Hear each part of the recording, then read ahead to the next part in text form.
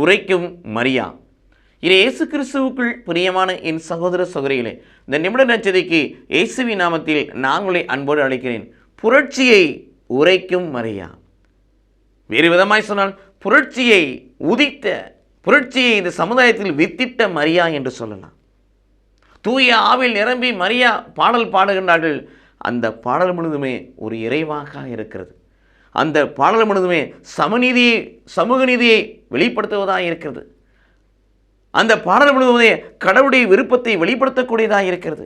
அந்த பாடல் முழுவதுமே ஒரு புரட்சியை நாம் பார்க்க முடிகிறது. பிரியமானவர்களே, சமுதாயம் என்று சொன்னால், சமூகம் என்று சொன்னால் இப்படித்தான் இருக்க வேண்டும், இப்படி இருப்பதைத்தான் கடவுள் விரும்புகிறார் என்பதை பயப்படாதபடி அந்த யூத சமுதாயத்திலே தூயாவில் நிரம்பி தன் பாடல் வழியாக மரியா அங்கே எடுத்துரைக்கதை பார்க்கிறோம்.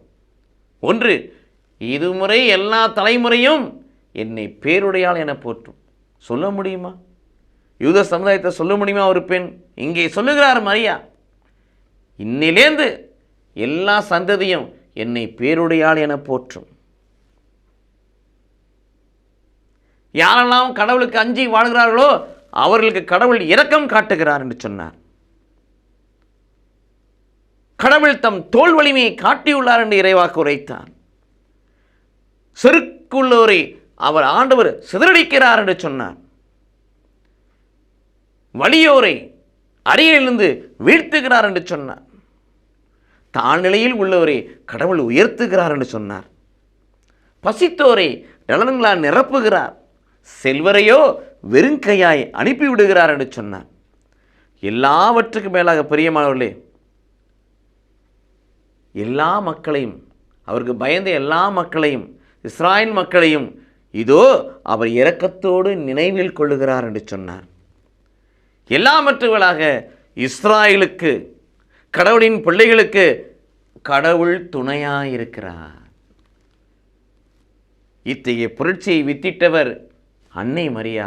ஆகவே புரட்சியை உரைக்கும் மரியா, புரட்சியை சமுதாயத்தில் வித்திட்ட மரியா என்று சொல்லி நாம் பார்க்கிறோம். பார்ப்பதற்கு அது ஒரு பாடலாய் இருக்கலாம். அது பாடலாய் நாம் பாடுகிறோம், பாடலாய் பாடி மகிமைப்படுத்துகிறோம், வாழ்த்துகிறோம் மரியாவே. அது பாடல் அல்ல, சமூக புரட்சி, சமுதாயத்தில் புரட்சி, கடவுள் விரும்பிய ஒரு எழுச்சி இந்த சமுதாயத்தில் உருவாக வேண்டும் என்பதை மரியா பாடல் வழியாக கடவுள் இந்த பூமிக்கு கொடுக்கிறார். இது இயேசு கிறிஸ்துவுக்குள் பிரியமானவர்களே, மரியா வாயினின்று புறப்பட்ட இறைவாக்காக அந்த புரட்சி இந்த சமுதாயத்தில் நிறைவு பெற வேண்டும் என்று சொல்லி நாம் கடவுளத்தில் செபிப்போம். கடவுள் நம்மை ஆசீர்வதிப்பாராக. ஆமென்.